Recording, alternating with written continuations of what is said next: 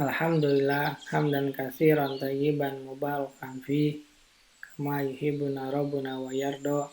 Asyhadu an la ilaha illallah wahdahu la syarikalah wa asyhadu anna Muhammadan abduhu wa rasuluhu alladzi la nabiyya ba'da amma ba'du.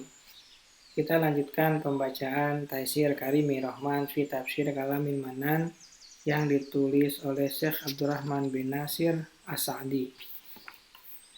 Masuk pada tafsir surat Ali Imran, surat yang ketiga, ayat yang ke-33 sampai dengan ayat yang ke-55. Allah Ta'ala kembali menyebutkan kisah Maryam, yaitu bahwa Maryam itu telah mencapai puncak ibadah dan kesempurnaan, seraya berfirman, wa idh qalatil malaikatu ya Maryamu innallaha astafaki. Dan ingatlah ketika malaikat Jibril berkata, hai Maryam, sesungguhnya Allah telah memilih kamu. Maksudnya Allah memilihmu dan memberikan kepadamu sifat-sifat yang mulia dan akhlak-akhlak yang luhur. Wa tahharaki, dan menyucikan kamu dari akhlak-akhlak yang hina. Wastafaki ala nisa'il alamin, dan melebihkan kamu atas segala wanita di dunia yang semasa dengan kamu. Karena itu Rasulullah SAW bersabda, kamala minar rijali katsir, walam yakmul minan nisa'i illa Maryamu bintu Imran, wa Asiyatu bintu Muzahim, wa Khadijatu bintu Khuwailid, wa fadlu Aisyata 'alan nisa'i ka fadli taridi 'ala sa'il ta'am. Telah banyak yang mencapai kesempurnaan dari para laki-laki, namun belum mencapai kesempurnaan dari para wanita kecuali Maryam binti Imran, Aisyah binti Muzahim, dan Khadijah binti Khuwailid. Dan keutamaan Aisyah atas seluruh wanita adalah seperti keutamaan daging yang dilapisi adonan, yang kala itu merupakan makanan yang paling berkelas atas seluruh makanan yang ada. Diriwayatkan oleh Al-Bukhari, Muslim dari hadis Abu Musa Al-Asy'ari. Kemudian malaikat menyeru Maryam atas perintah Allah untuknya agar ia menerima nikmat-nikmat Allah dan ia bersyukur kepada Allah.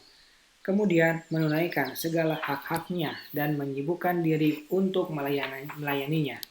Karena itu malaikat berkata, ya Maryam uqnuti li rabbiki, hai Maryam, taatlah kepada Tuhanmu. Artinya perbanyaklah ketaatan, ketundukan, dan kehusuan kepada Rabbmu, lalu konsistenlah atas hal tersebut. Waraka'i ma'raki'in, dan rukulah bersama orang-orang yang ruku, yakni sholatlah bersama orang-orang yang sholat. Lalu ia menunaikan segala perkara yang diperintahkan hingga ia menjadi mulia dan istimewa dalam kesempurnaannya. Kisah ini dan kisah-kisah lainnya merupakan dalil yang paling besar atas kerasulan Nabi Muhammad SAW, di mana beliau mengabarkan tentang kisah tersebut secara terperinci, lagi autentik yang tidak ada penambahan maupun pengurangan padanya.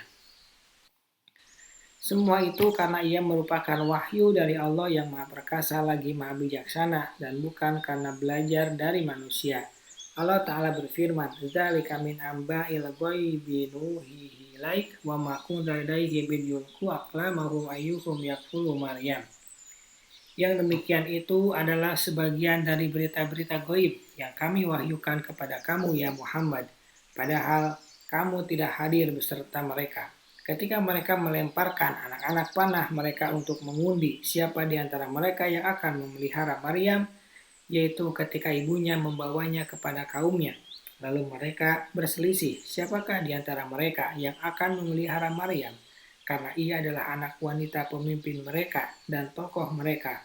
Sedang mereka semua menginginkan kebaikan dan pahala dari Allah, hingga terjadilah perselisihan yang sengit, yang akhirnya mereka harus mengadakan undian atasnya. Lalu mereka melemparkan pena-pena mereka seraya mengundi, dan ternyata undian itu jatuh pada Zakaria sebagai suatu rahmat dari Allah untuknya dan untuk anak wanita Imran tersebut. Maka engkau wahai Rasul tidak hadir saat itu hingga engkau mengetahuinya dan menceritakannya kepada manusia. Akan tetapi Allah yang mengabarkan kepadamu tentang kisah tersebut. Inilah maksud terbesar dari adanya kisah-kisah dalam Al-Quran, yaitu bahwasanya ia menjadi pelajaran bagi manusia. Dan pelajaran yang paling agung adalah berdalil dengannya atas tauhid, kerasulan, kebangkitan kembali dari pokok-pokok agama lainnya. Idh qalatil malaikatu ya Maryamu innallaha yubashshiruki bikalimatin minhu ismuhu Masih Isa bin Maryam wajihan fid dunya wal akhirati wa minal muqarrabin. Ingatlah ketika malaikat berkata, "Hai Maryam, sesungguhnya Allah menggembirakanmu dengan kelahiran seorang putra yang diciptakan dengan kalimat yang datang darinya, namanya Al-Masih Isa putra Maryam, seorang terkemuka di dunia dan di akhirat dan termasuk orang-orang yang didekatkan kepada Allah." Maksudnya, ia mempunyai kedudukan dan posisi yang agung di dunia dan akhirat di antara para makhluk. Di samping itu, dia termasuk di antara makhluk Allah yang paling dekat kepadanya dan paling tinggi derajatnya. Ini merupakan kabar gembira yang tidak dapat disamakan dengan kabar-kabar gembira lainnya. Dan di antara kesempurnaan dari kabar gembira itu adalah bahwa dia yukallimunan nasa fil mahdi, berbicara dengan manusia dalam buayan. Sehingga kemampuan berbicara saat dalam buayan itu merupakan tanda kebesaran di antara tanda-tanda kebesaran Allah dan rahmat darinya kepada ibunya dan kepada manusia seluruhnya. Demikian juga ia berbicara dengan mereka wakahlan ketika sudah dewasa, yaitu pada saat ia telah besar. Ini merupakan ungkapan kenabian, dakwah, dan bimbingan. Berbicaranya saat dalam buayan merupakan tanda kebesaran dan keterangan yang jelas atas kebenarannya, kenabiannya, dan terbebasnya ibunya dari segala sangkaan buruk yang ditudingkan kepadanya. Dan pembicaranya saat telah dewasa mengandung manfaat yang besar bagi manusia dan bahwa ia adalah perantara antara manusia dengan Tuhannya mereka dalam hal wahyunya dan penyampaian agama dan syariatnya. Di samping itu juga ia minas solihina, adalah termasuk orang-orang yang soleh, yakni orang-orang yang hati mereka diberikan kesolihan oleh Allah dengan mengenal dan mencintainya, dan lisan mereka diberikan kesolihan dengan pujian atasnya, dan zikir kepadanya, dan tubuh mereka diberikan kesolihan dengan ketaatan kepadanya dan melayaninya. Subhanaka Allahumma wa bihamdika asyhadu an la ilaha illa anta astaghfiruka wa atubu ilaik. Assalamualaikum warahmatullahi wabarakatuh.